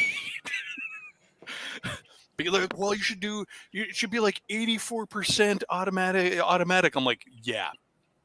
Because that last 16% is the problem, and that's where you've put me. Well, no, the problem is that it just doesn't work where I am. Anyways, that's neither here nor there. But the problem is that it's only a matter of time before AI can figure out that exception management and utilize it, where AI becomes accessible enough that they can plug it in or just use it instead. Yeah. But that is not what we're here to talk about. But it's coming. Well, no, because this actually does relate to role playing in a really interesting ways. Because what would so we know what cyberpunk looked like in the 80s, right? And people have not let go of that. But we all now realize, living in this world, 20 years, 30 years from now, what will be cyberpunk to us will look nothing like what we thought cyberpunk should. Simply a smartphone breaks cyberpunk. Yeah, it may look more like an Apple store for all we fucking know. You know what I mean? Like it's going to be like J.J. Abrams light flares everywhere and white and glass. But this is something that is very speculative, but it's kind of fun to speculate of what will the sci-fi of the future look like based on the fact that we live in sci-fi right now. You know? Yeah. Or I know that there are a sci-fi. lot of games from back in the day where the other problem is, for example, Star Frontiers example is an example of a game that was written well before any of these high-tech concepts. Or, one of my favorite indie games, Justifiers, would benefit from an update in its tech. Like, you're sending me in a limited amount of resources to an alien planet and sticking me there for a month before you even let me come back, and there's no such thing as a drone in their tech base. I'm like, and we're not even talking about robots, like just a remote drone. I'm like, because of course, like most science fiction settings, they have a problem with robots. Well, but also a lot of those classic settings, like came around when the tech that we have now wasn't even in concept stage yet, let alone look at Older ideas. Traveler. If you look at the deck plans for Older Travelers, the ship's computer takes up an entire room. Yeah.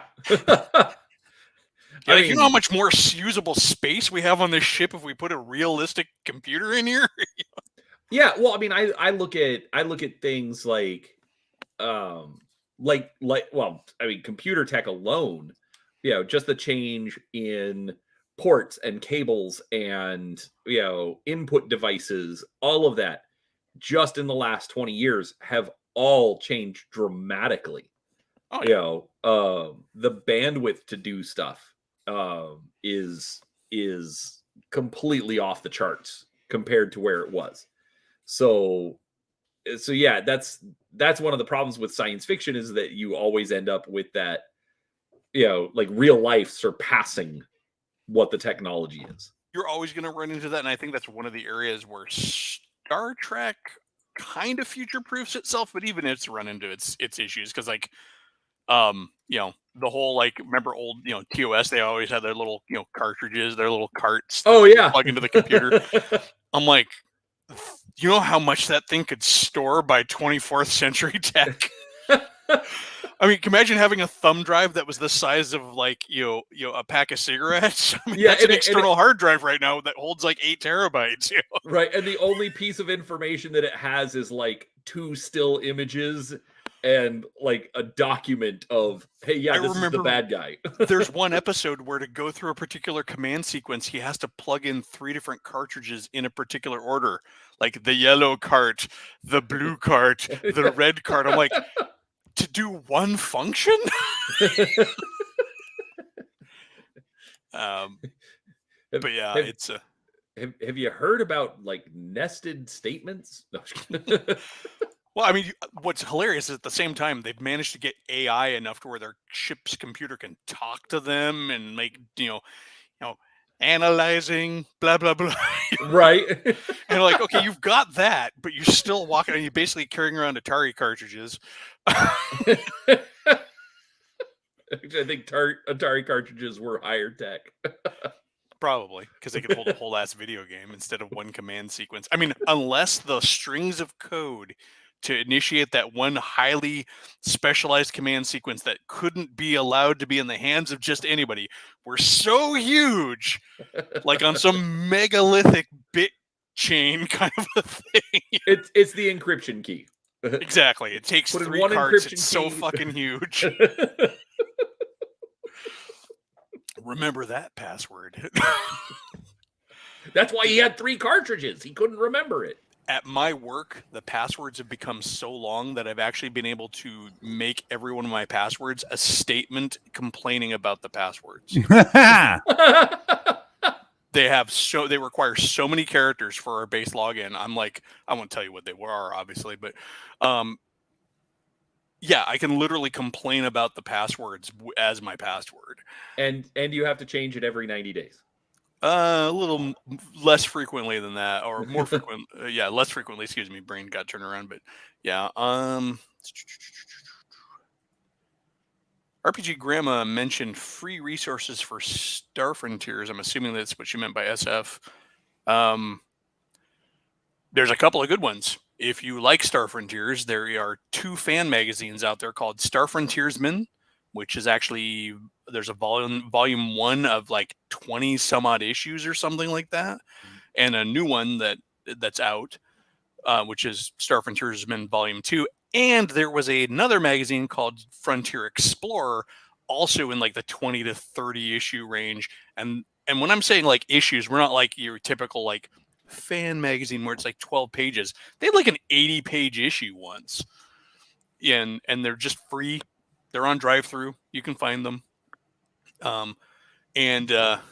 Good stuff. I mean, they do things for everything from like porting things in from other universes, like, here's the Xenomorph for Star Frontiers, to tons and tons of new gear, new rules subsystems. Like, I don't like the way they did ship design in Star Frontiers. Here's a whole ass new version of how to do ship design in Star Frontiers. So yeah, if you ever wanted to get into an old school game that is still supported by the fan community, that's one. I mean, I've even written articles for it. I wrote an article on diseases in the frontier.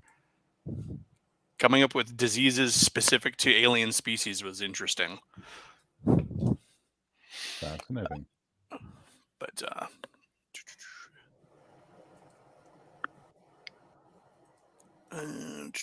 cool.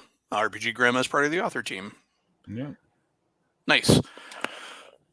I do want to run a Klingon campaign for Star Trek sometime. I'm listening. I want to set it on like a smaller ship, like a bird of prey. Mm-hmm. So like your crew is literally almost the PCs plus a swing shift. I saw you painting those, and while I still detest the style of miniature, you painted them very well. I actually kind of like them. I understand what they're going for, and that is because when they're on the table and at the angle you're looking at them from, and at the 3 foot distance of when you're playing with them, they will probably not look as alien as when they're right up in front of your face. Yeah, it's a little goofy, but I've gotten used to them, and actually having painted them, I like them. But sorry, you mentioned Klingons, and they're right here. Oh so. no, totally fine. I've got the T-shirt, I've got the disruptor, I've got the, I'm definitely Team Klingon. I do not speak Klingon because I'm not that big of a nerd. I do not own a headpiece and a wig because I'm not that big of a nerd. But I do have a Star Trek lunchbox. The only thing I'm not hearing here is yet. Oh, there's no yet. I couldn't even learn German right, and that was technically my first language. I mean, technically, like, I was speaking German words before I was speaking English words, and then I wasn't living around my German grandmother anymore. So, but no. So yeah, I spoke German before I spoke English because my grandmother would tell me fairy tales and stuff and stories as a baby, like 1-2 years old, in German, which I had to laugh at because she used to beat my dad's ass if he got caught speaking German. We're in America, we speak English now. I'm like, well, that must make him feel great. But delightful. No, story time with you, like, my grandmother was so done with Germany. The town she's from, basically, I guess my hometown in Germany, right, where my family's from, is so far east in Germany that it's now part of Poland. Because the post-war border adjustments that they did. There's a string of towns along that line that will have the Polish name and then in parentheses the German name. There, and that's where she's from. And so she was very young during World War II and grew up in, post World War II Germany, which, the country was bombed into the Stone Age, and so she was just done. So by the time she got over here, she was like, nope, we're Americans. You speak English now.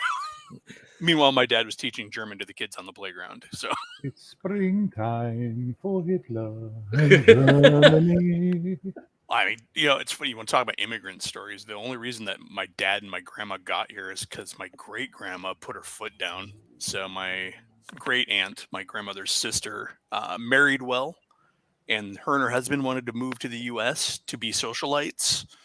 And they wanted to bring my great grandmother with them only because she could be a free nanny, not because they loved her. And so my great grandma said, not without your sister and her boy. If you don't take them with, I stay here in Germany. And so they conceded and brought my dad and my grandma over. What? I mean, there wasn't a deep connective love in a German family? I'm so shocked by this because they're such a warm people. And we have to understand, evidently, German is the language of love, Evidently, Jawohl. No, my great aunt on that side married well/poorly. The man she married was he profiteered off of the Reconstruction after World War I. Then provided industrial support to the German war machine in World War II, and then profiteered off the reconstruction of Germany post-war, and then took all of his money and ran to America. So what a wonderful, upstanding guy. Well, at last check, Germany appears to be doing just fine. Well, I know, but you have to understand, for this woman she was a single woman who had a kid. And so she couldn't even get jobs, or people wouldn't rent to her. It was weird. Yeah. But anyways, that's story time with Eli. Let's see, gaming wise, an all Klingon campaign set in the past and played like space. No. If you're using John M. Ford's Klingons, yeah. We're using what? John M. Ford's Klingons, the Final Reflection, FASA, the idea of the grand game of Klinjai. They're always playing the eternal game, and it's all about it's like Cold War Russia in Klingons.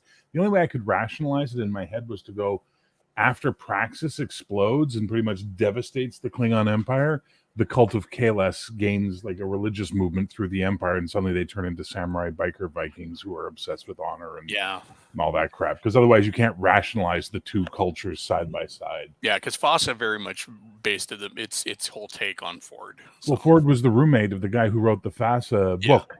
So there was a lot of pollination going on.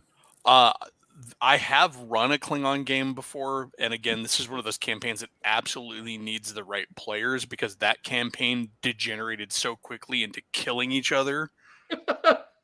Because that's what Klingons do. It's like the whole Star Trek, it's the whole D&D. I'm just playing my character bullshit. Yeah, I'm chaotic neutral, so I can be a dickhead.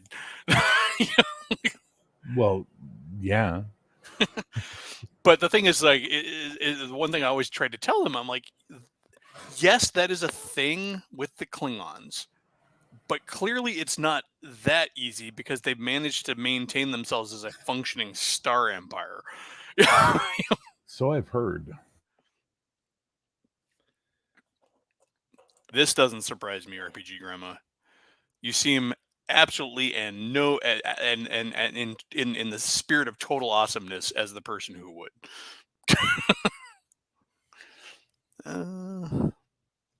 It looks like she's already gone. Sadly, I missed it. All right.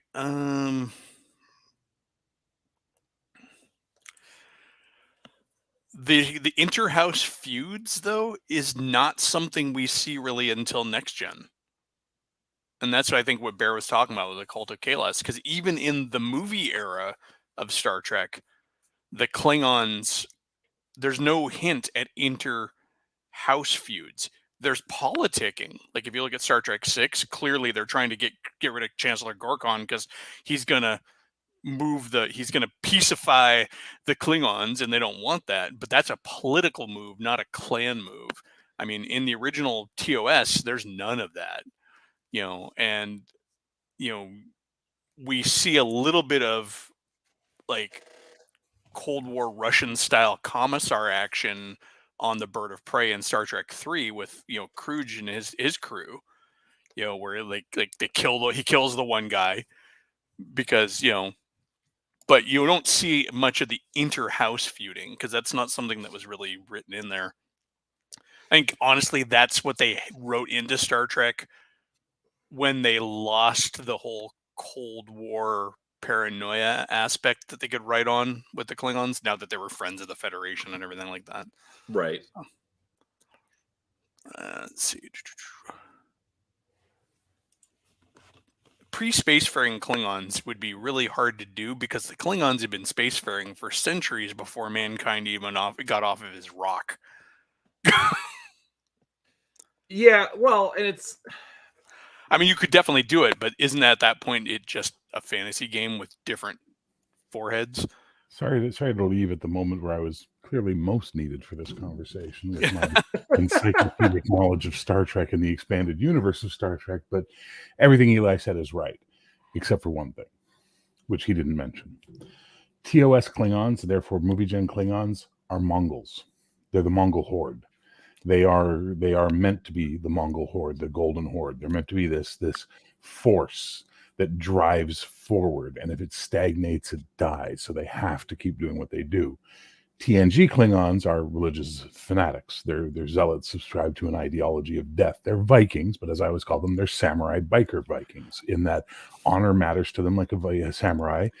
Yeah, the slightest challenge, their fists are up like a biker, and when they die, they go to Sto-vo-kor to sail in the Black Fleet, which is they've got that predetermined fate thing that the Norse had, and the whole warrior afterlife that the Norse had. But culturally, they're also very, I mean, down to their themes. If you even go back to that original Star Trek the motion picture theme, those horns and stuff, that's very like Hun horde kind of. I've actually looked that have the tip spikes on them and stuff.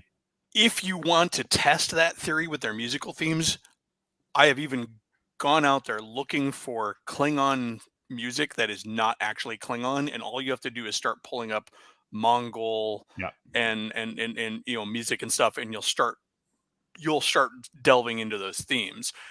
Which is why I would love to see Klingon opera, because I'm pretty sure a real Klingon opera would have like Tuvan throat singing like the Mongols, that would be awesome. Can Instead you imagine? Of just being Italian opera in Klingon. Yeah, exactly. Like the Sardaukar thing in Dune, the new Dune, where that was cool. That was the best. That part was of really powerful. This whole ritual thing. Yeah. But the Romulans were the East Germans. Everybody thinks the Romulans were the Romans. They're not, and they weren't like Russians. No, they were. They gave them the trappings of the Romans, but their culture was East German. It was Stasi. It was this whole idea. Everything was under civilization, and, under survey. The Stasi and all of that.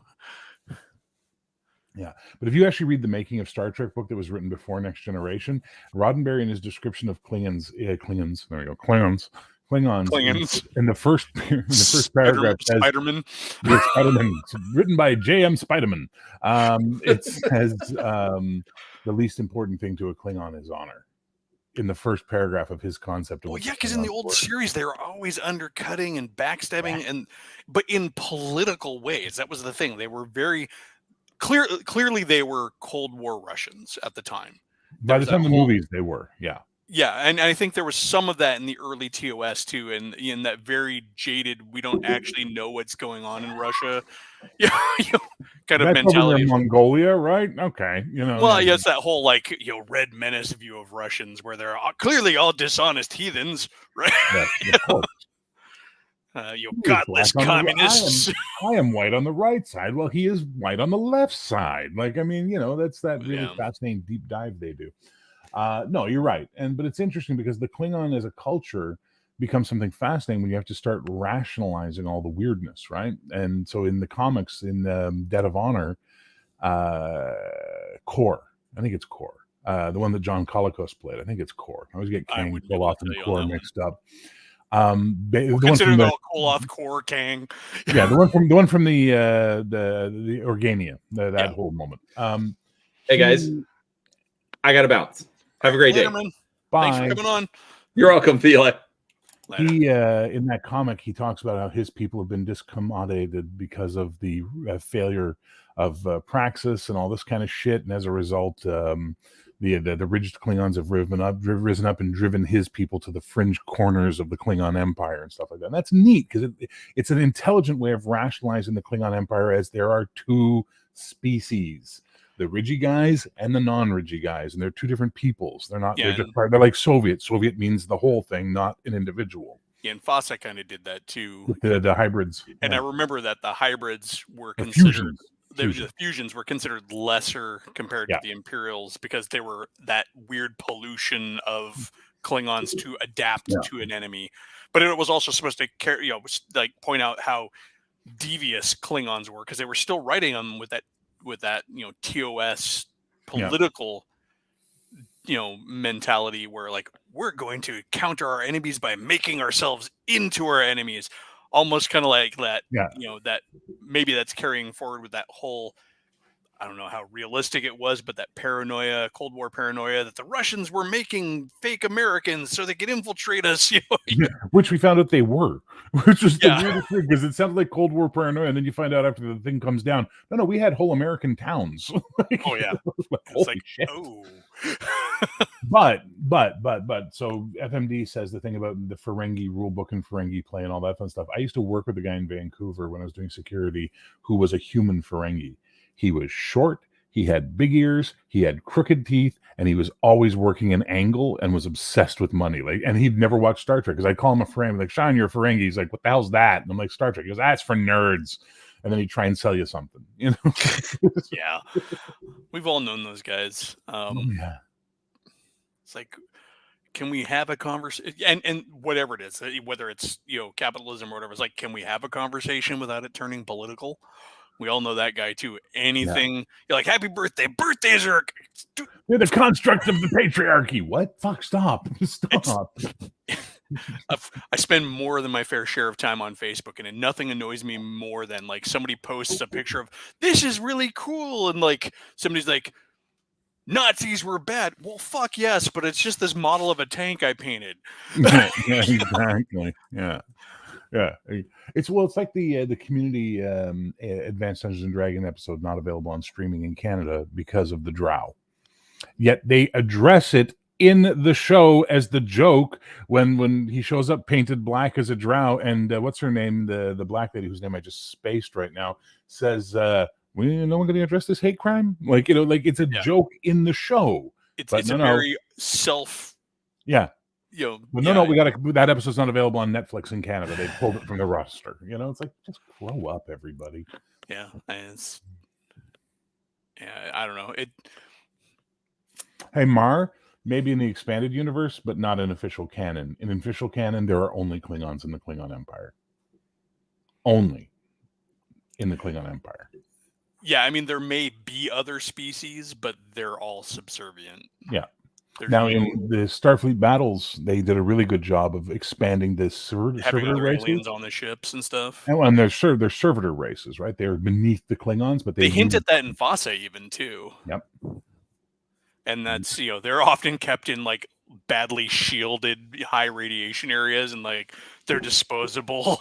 Go work the engines. And then whenever they in Final Reflection, John M. Ford Klingons, whenever they capture Vulcans, they lobotomize the psionic part of their brain, but they use them like mentats. They keep them around to do science and stuff for them. It's really kind of cool. Yeah, because you wouldn't want psionic species floating around, unless they were useful. But they hate them because they allow the Vulcans that are in their space allowed it to happen to them. And they call themselves, as a result, they refer to them as willing slaves. And they're like, ooh, that's the worst thing you can be. Kind of like collaborator. TOS had Cryosians. TNG had Cryosians doing that role. Well, Cryosians were a client race of the Klingons. They weren't in the Empire. Also, TNG sucks. So there's that we have to deal with. Yeah, you also have to think about like the fact like there is that whole client state aspect that is kind of a holdover. That's the post Cold War holdover where you still had like Uzbekistan, which is whatever nation, which is still ostensibly a Soviet state, but now free. You know, client states.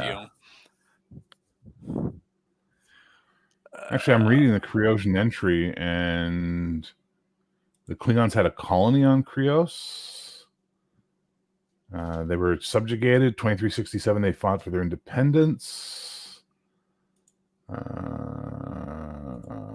Governor of Krios charged the Federation with supplying rebels with phaser rifles. Yeah, like they weren't equal members in any way, shape, or form of the Klingon Empire. They were subjugated. Yeah, and if you look at the costuming on the Kriosians, they may as well have been like Organians. Just I'm just gonna like let's borrow some props from the Renaissance prop room and.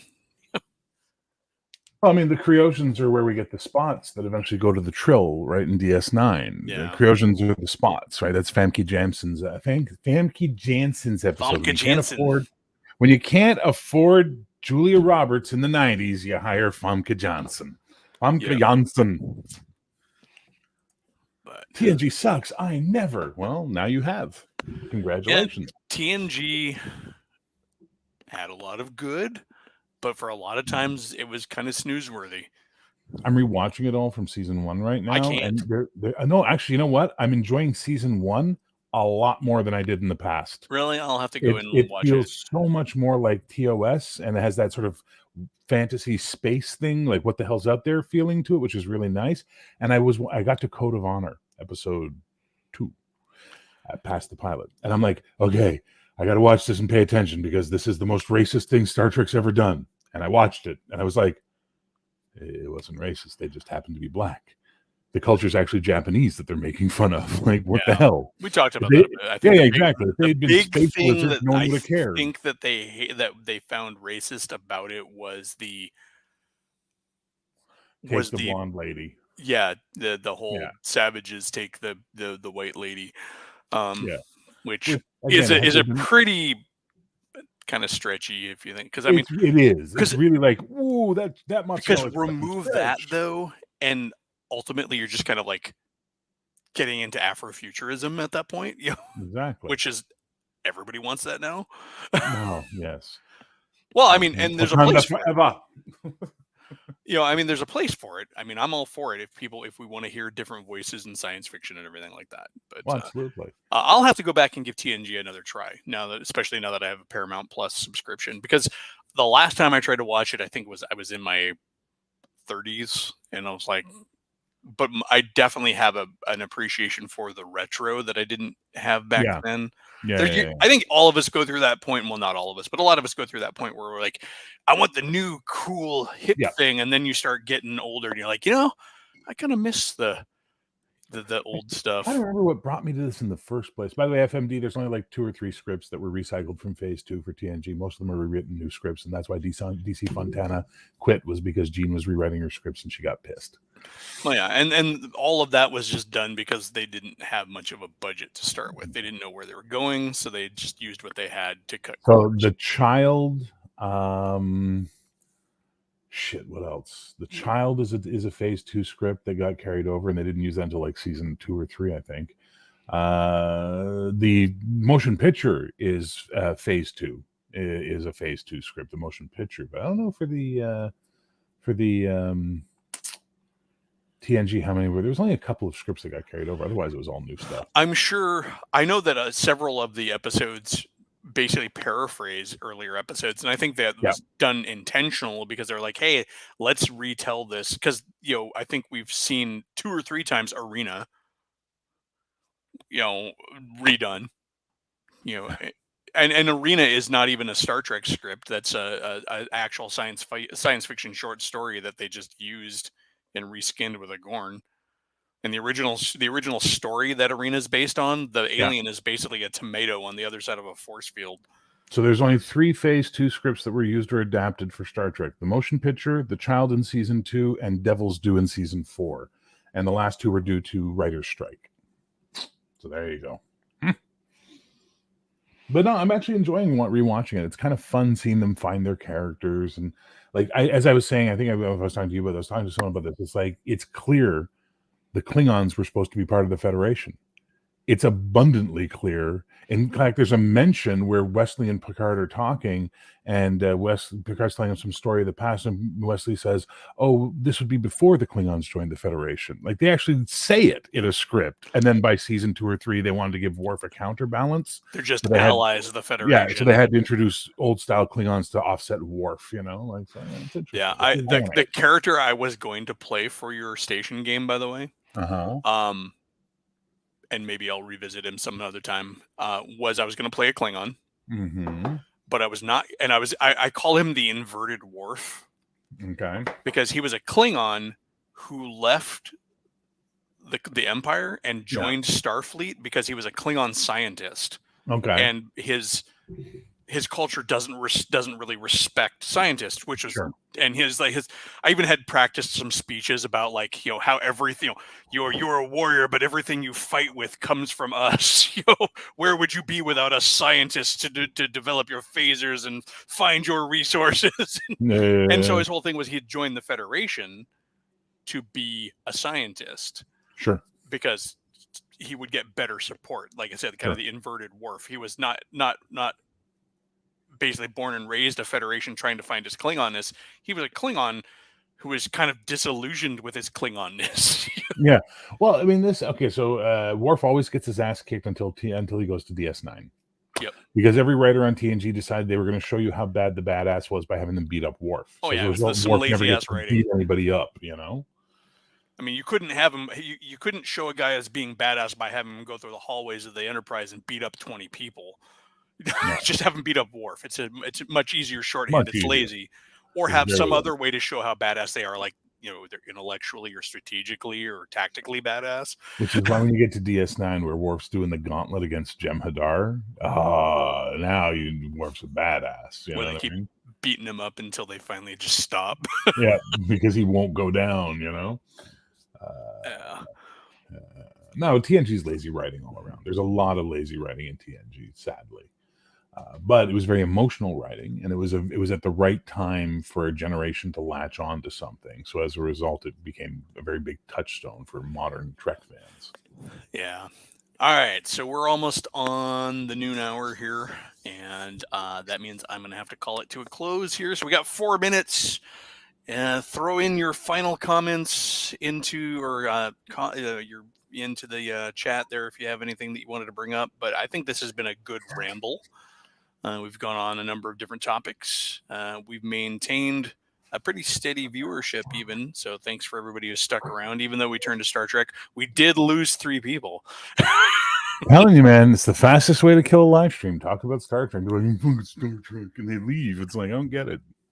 I think there's this weird, maybe it's just old men talking about Star Trek that they don't like because we're not new and hip, and like Victor likes to say, everybody just cries for no reason. He does not like Discovery, man. I mean, it wasn't the perfect Star Trek for me, but man, I mean, although even I picked that, I'm like, there's a lot of crying in here. Discovery is garbage as far as I'm concerned, but one of the big problems is that they speak like Californians, and that really arses me off. It's like, I don't need my Star Trek people to sound like they're in LA. Thank you. Yeah, I never noticed, like you've pointed out, I've never noticed that Star Trek characters necessarily spoke in a particular way. They did not speak casual street English. That's the point. Yeah. They didn't. I never felt like the writers were particularly holding them up to any like future speak. It was almost more like they were writing them to have stage lines. Yes. Very much like you're speaking an elevated form of English, like a more proper English. Like basically, if Starfleet was peopled by stodgy British people. Well, the idea is when they would hand in a script, if a guy said "yup" in a script, the editors would cross it out and write "yes" and hand it back to them. So that's what the editors would do, is they would look for any of the modern colloquialisms and cut them out and say reword it. So as a result, it worked really well. I think if I had to use one word to describe most of my dislikes for Discovery. And my dislikes for Discovery are probably not where a lot of people's dislikes for it. I just found it ultimately lazy. Everything they went through, all the pathos they went for, all of the feels that they went for, all of the love of the characters they went for was written in the most uninspired, just easy, low hanging fruit kind of a way. I don't have a problem with any of the social or political issues that they were trying to address in the show, because I feel like that's what Star Trek has always been about. Mm-hmm. But in many ways, they were very ham-fisted, lazy, uninspired, and ultimately boring. And poorly acted. That, and the other thing the biggest thing that bugged me is that every moment of that show was always on the edge of oblivion. It was like everything was always like, I've got to order my meal in the cafeteria. Oh, what am I going to do? Oh, the stakes were too high on everything. Yeah, and it was like a roller coaster that you've talked about. It is very much more modern filmmaking, Yeah. and it's not TV. It's filmmaking, but it's not television. It's not good TV. Yeah, and it wasn't. Ultimately, it wasn't as Trek as it should have been, and that makes me sound like an old dude. You just don't like it because you're not young and hip. I'm like, but then just make your own science fiction show. I used to be with it, and then they changed what it is, and now what's it is scary, and it'll happen to you. That is, that's life goals for me. I want to be Abe Simpson, but I am Abe Simpson. All right, so we are at noon. Thanks for coming on, Bear. Thanks, Brian, for showing up earlier. All the folks in the chat, I'm not going to name you all. You know who you are. But thank you all for showing up. Squirrel Hermit, I see you jumped in again right at the last moment. But hey, we'll be back next Sunday, and maybe I'll actually have a topic. Go to Bear's channel. He does great stuff. Go to Cody's channel. He was on here. Go to Brian's channel. Gaming with ADHD, Bear the Gen X GM, Cody is GM Cody. Mar Hockman does stuff on his channel. I think his channel is just Mar Hockman. Squirrel Hermit, he has a channel. And he's good fucking people. Oh yeah, Squirrel Hermit is awesome people, and he's close enough. I might just have to go meet the man someday. Although that means I have to brave Ohio. Look it up. The Ohio River Valley is considered one of the weirdest parts of the United States. Not just socially or anything like that, like cryptozoologically, weird happenings wise, just it's right up there with the Appalachians for what the fuck. Yeah, it's the WTF center of the country. It actually outperforms the Appalachians in terms of overall number of occurrences and stuff like that. So, and the most presidents and the most astronauts. So there you go. So we're sending all our weird people to space to meet aliens. Is that a good idea? I don't know. All right, good. Have a good day, folks. I'm going to go make some food. Bye now.